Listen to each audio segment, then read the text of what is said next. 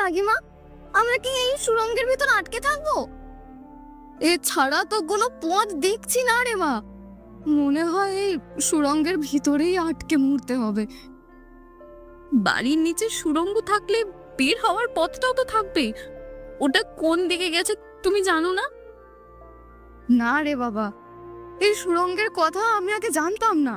তাছাড়া আলো থাকলে পথ খুঁজে বের করতাম। অন্ধকারে কিভাবে পথ খুঁজে বের করব বল?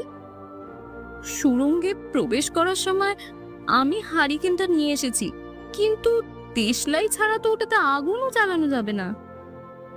দেশলাই না থাকলেও পাথর ঠুকে আগুন জ্বালানো যায়, কিন্তু তাও বা পাবো কোথায়? আমার কাছে কটা পাথর আছে কাকিমা, খেলার জন্য সংগ্রহ করে রেখেছিলাম, ওগুলো টুকে দেখবো? দে, আমার কাছে দে, দেখি ওগুলো থেকে আগুন জ্বালানো যায় কিনা।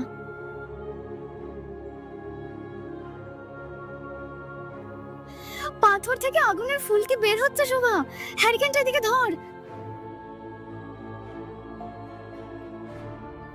এই তো আগুন জ্বলে উঠেছে, কি মজা কি মজা! যাক, অবশেষে আগুনটা জ্বালাতে পারলাম। এখন আর ভয় নেই। এই আলো দিয়ে এই পথ খুঁজে সুড়ঙ্গের শেষ প্রান্তে চলে যেতে পারবো। তাই চলো, হারিকেনে বেশি তেলও নেই, এর মধ্যেই আমাদেরকে পথ খুঁজে বের করতেই হবে।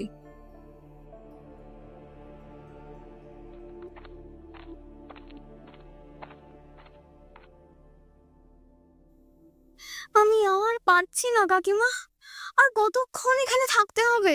এদিকে ভালোভাবে শ্বাস প্রশ্বাসও নিতে পারছি না। কি জানি এভাবে কতক্ষণ থাকতে হবে।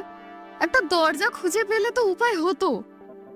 কাকিমা, ও কাকিমা, শুরুতে ওপাশটায় কয়েকটি হাঁড়ি দেখা যাচ্ছে, ওগুলো কিসের গো? নিশ্চয়ই গুপ্তধন হবে, জানিস না মাটির নিচে গুপ্তধন থাকে, চল খুলে দেখি। না না অপু, ওসব হাঁড়ি খুলতে যাস না, সাপ খুব থাকতে পারে।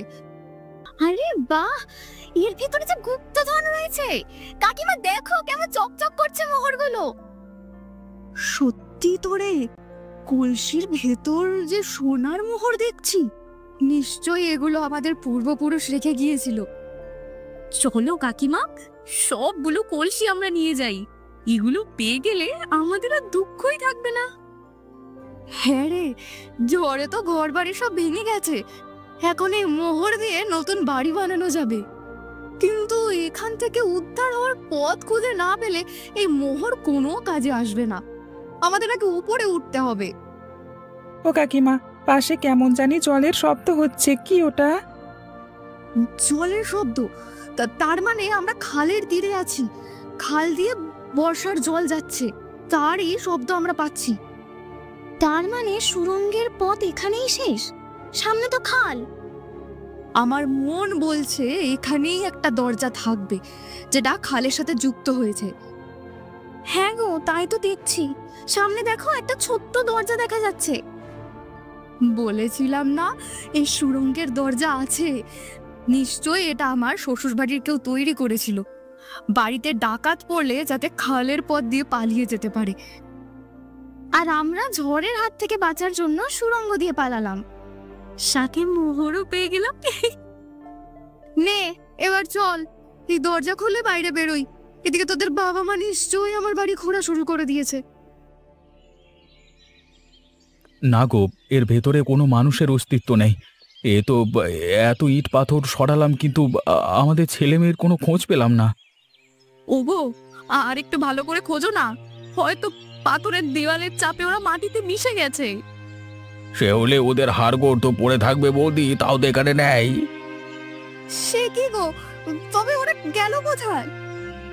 তাই তো ভাবনার বিষয়, এ বাড়িতে কালকে রাতে ওরা না থাকলে বাঁচা গেল।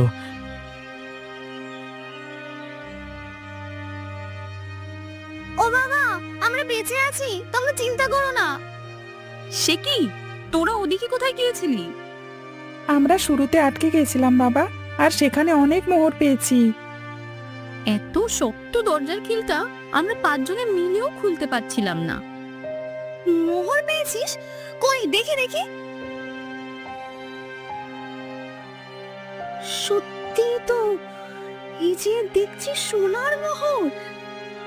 এই সব কিছু আমার কাছে কল্পনার মতো লাগছে। আমাদের বাচ্চারা ফিরে এসেছে, তাও আবার মোহর নিয়ে। আমরা যে সত্যি বড়লোক হয়ে যাবো গো।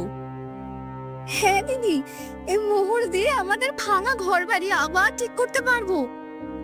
হ্যাঁ গো, এবার আর মাটির নয়, একেবারে পাকা ঘর তুলবো। এত আশা করো না গিন্নি, এই মোহর আমাদের নয়, এগুলো এই বাড়ির মালিকের। এসব ওনার কাজে লাগবে। আমি এই মোহর দিয়ে করব কি? আমার বাড়িটা ঠিক করতে যা লাগে তা দিলেই হবে, বাকিগুলো ছেলেমেয়েরা ভাগ করে নেবে। ওগুলো তো ওরাই পেয়েছে। না কাকিমা, এই মোহরের সবটুকু আমরা নেব না। আমাদের বাড়ি ঠিক করতে যা লাগে সেগুলো রেখে বাকিগুলো গায়ের মানুষদের দিয়ে দেব। হ্যাঁ রে, দেখছিস না, গায়ের সবার বাড়িঘর ভেঙে গেছে। এই মোহর দিয়ে সবাই তাদের বাড়িঘর ঠিক করে নেবে। বাবা বাবা, এই তো উত্তম প্রস্তাব।